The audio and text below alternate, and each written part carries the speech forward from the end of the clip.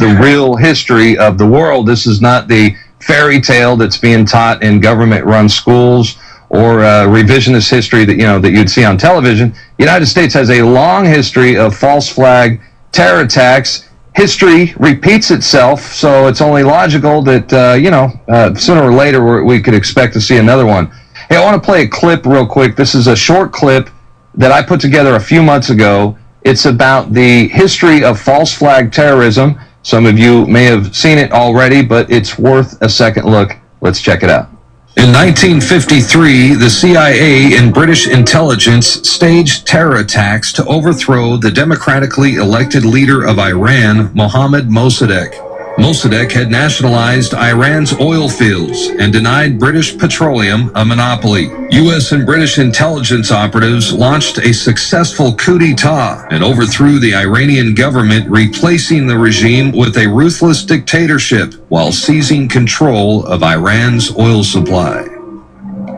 1964. U.S. warships were apparently attacked by North Vietnamese PT boats, an incident that kicked off the U.S. involvement in the Vietnam War. The attack was a staged event that never actually took place. What followed was an excuse by President Lyndon Johnson to dramatically expand the scale of the Vietnam War, ultimately at the cost of 3 or 4 million dead Vietnamese and 58,000 Americans.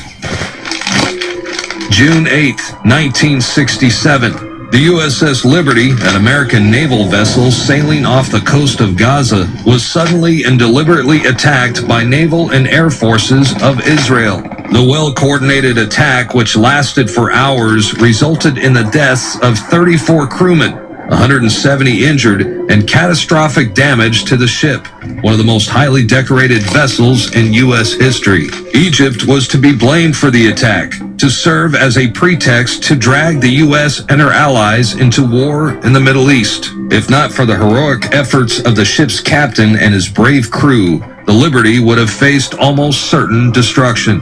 The truth about Israel's attack and subsequent White House cover-up continues to be officially concealed from the American people to this day.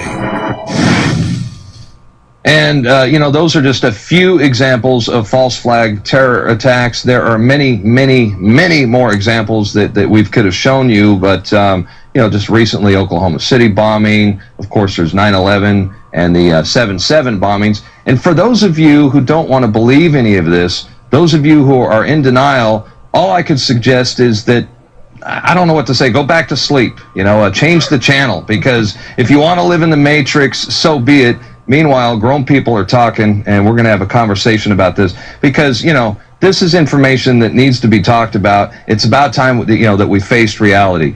So, Mike, I wanted to ask you sources.